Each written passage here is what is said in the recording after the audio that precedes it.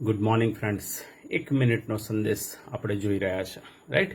અને એમાં પણ જૂનો કરાર ને એમાં પણ ખાસ કરીને રાજાઓ અને પ્રબોધકોનો સમય ને આપણે જોઈ રહ્યા છે આ દિવસોની અંદર જે યરુશાલેમના એટલે કે યહૂદિયાના જે પ્રબોધકો હતા એને આપણે જોઈ રહ્યા છે, રાઈટ? ગઈકાલે મીખાના સંદર્ભમાં આપણે જોયું તો એમાં જ મીખા પ્રબોધકના પુસ્તકમાં થોડું વધારે ડિટેલમાં જોઈએ તો આપણને ખ્યાલ આવે છે કે મીખા કેટલું બ્લન્ટલી પ્રબોધ કરે છે, કોઈ પણ જાતની સેહ શરમ રાખ્યા વગર, રાઈટ?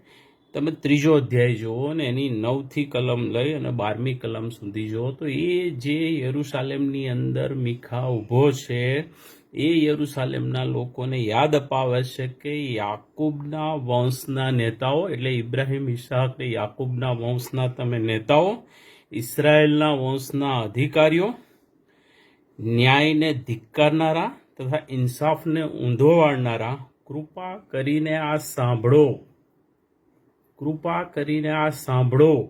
મીખા કેટલું ગજબનું બોલે છે એ તમે ત્યાં જુઓ. 10મી કલમ, લોકો સિયોનને રક્તપાત કરીને ને યરુશાલેમને દુષ્ટ કૃત્યો કરીને બાંધે છે. મીન્સ કન્ટિન્યુ એ લોકો એને બાંધવા પ્રયત્ન કરતા હતા, પ્રોસ્પરસ કરવા પ્રયત્ન કરતા હતા, રાઈટ? 11મી કલમ, તેના નેતાઓ લાંચ લઈને ઇન્સાફ કરે છે ને તેના યાજકો પગાર લઈને બોધ કરે છે ને તેના પ્રબોધકો પૈસા લઈને જોશ જુએ છે. એમ છતાં પણ તેઓ યહોવા પર આધાર રાખે છે અને કહે છે, શું યહોવા આપણી સાથે નથી? આપણા પર કોઈ આપત્તિ આવશે નહીં. વર્તમાન પરિસ્થિતિ આ જ છે, વર્તમાન પરિસ્થિતિ આ જ છે વાલાઓ. ઈશ્વરની મંડળી, ઈશ્વરના નામે ઓળખાતી મંડળીની અવદશા પાછળના કારણો હોય તો આ 9મી કલમ, 10મી કલમ અને 11મી કલમ છે વાલાઓ. 9મી, 10મી ને 11મી કલમ ઈશ્વરના અભિષેક, ઈશ્વરે આપેલા તેડાથી કેટલા વિમુખ છે એ અત્યારે બહુ જ સ્પષ્ટ દેખાય છે. શું કરે છે એ લોકો? તો કહે છે ન્યાયને ધિક્કારે છે, ઇન્સાફને ઊંધો વાળે છે, રાઈટ? પોતાનું જે એમની આસપાસની જે એમની વ્યવસ્થા છે એને પ્રોસ્પરસ કરવાના માટે કોન્સ્ટન્ટ પ્રયત્ન કરી રહ્યા છે. લાંચ લઈને કે છે ઇન્સાફને ઊંધો વાળે છે.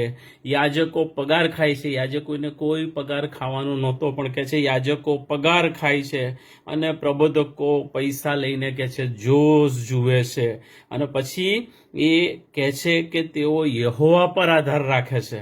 અને પછી એ લોકો એમ બોલે છે કે યહોવા આપણી સાથે નથી, આપણા પર કોઈ વિપત્તિ આવવા નથી, બધું ઓલ ઇઝ વેલ ચાલી રહ્યું છે, કોઈ તકલીફ નથી. એટલે જ આપણા કાનોને ગમે છે એવું આજના દિવસોના પુલપિટના સંદેશાઓ આપણને જોવા મળે છે.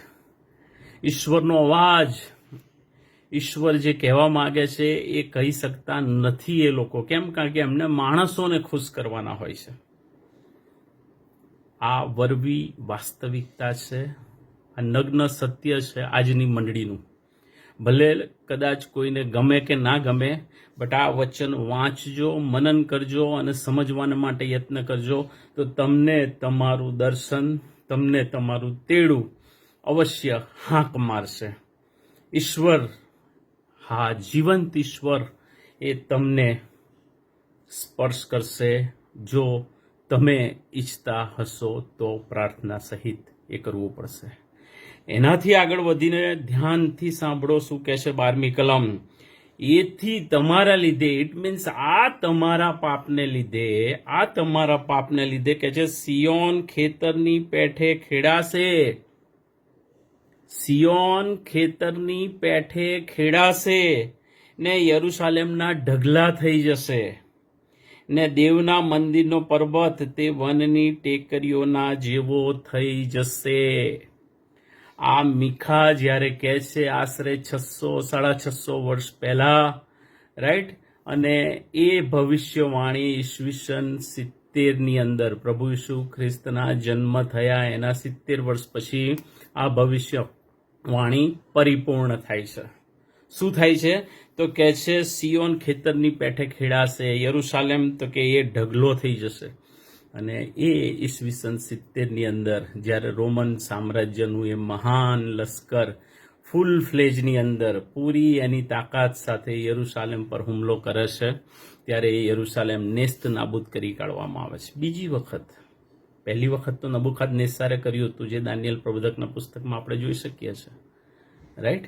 હા, પણ બીજી વખત આ યરુશાલેમનું જે બીજું મંદિર હતું એને પણ નેસ્ત નાબૂદ કરી કાઢવામાં આવે છે. યરુશાલેમ ઢગલો થઈ જાય છે, યરુશાલેમ ઢગલો થઈ જાય છે. અને આ વરવી વાસ્તવિકતાને માટે જવાબદાર એ વ્યક્તિઓના પાપો હતા. આજની સાર્વત્રિક મંડળીની દયનીય હાલતને માટે વાલાઓ, તમે ને હું જવાબદાર છીએ. યસ, આજની આત્મિક આગેવાની આપતા કહેવાતા એ બાળકો અને કહેવાતા એ જેને કહો બિશપો કહો કે મોડરેટરો કે ડેપ્યુટી મોડરેટરો કરો, એ જવાબદાર છે આજની આ જે ઉદાસીનતા છે, આત્મિક ઉદાસીનતા. એના માટે ઇટ્સ અ નેકેડ ટ્રુથ, નગ્ન સત્ય છે. સ્વીકારવું કદાચ અઘરું લાગે, મુશ્કેલ લાગે, બટ ધીસ ઇઝ ફેક્ટ. આ સત્ય છે. એ નબુખાદનેસ્સારે જ્યારે પહેલી વખત હુમલો કર્યો ત્યારે યરુશાલેમ મંદિર, યરુશાલેમ શહેર, દાઉદ નગરનો સંપૂર્ણ સફાયો કરી દીધો હતો. અને જ્યારે બીજી વખત તીતસ હુમલો કરે છે, રોમન સામ્રાજ્યનો એ મહાન રાજા ઈસવીસન 70ની અંદર, ત્યારે ફરી વખત યરુશાલેમને નેસ્ત નાબૂદ કરી કાઢવામાં આવે છે, સિયોન નગરને નેસ્ત નાબૂદ કરી કાઢવામાં આવે છે, અને મંદિરને નેસ્ત નાબૂદ કરી કાઢવામાં આવે છે. આ ભવિષ્ય વચન ત્યારે પરિપૂર્ણ થાય છે, ત્યારે પરિપૂર્ણ થાય છે. એનાથી આગળ વધીને તમે 5મો અધ્યાય ને એની બીજી અને ત્રીજી કલમ જુઓ તો ત્યાં આગળ આશ્વાસન આપતા મીખા આપણને જોવા મળે છે. એ કહે છે બીજી કલમની અંદર, પણ હે બેથલેહેમ એફાથરા, જો તું એટલું નાનું છે કે યહૂદાના ગોત્રોમાં તારી કંઈ ગણતરી નથી, તો પણ તારા માટે એક એવો પુરુષ ઉત્પન્ન થશે કે જે ઇઝરાયલમાં અધિકારી થવાનો છે, જેનો પ્રારંભ પુરાતન કાળથી, હા અનાદિકાળથી છે. કે છે કોની વાત કરે છે?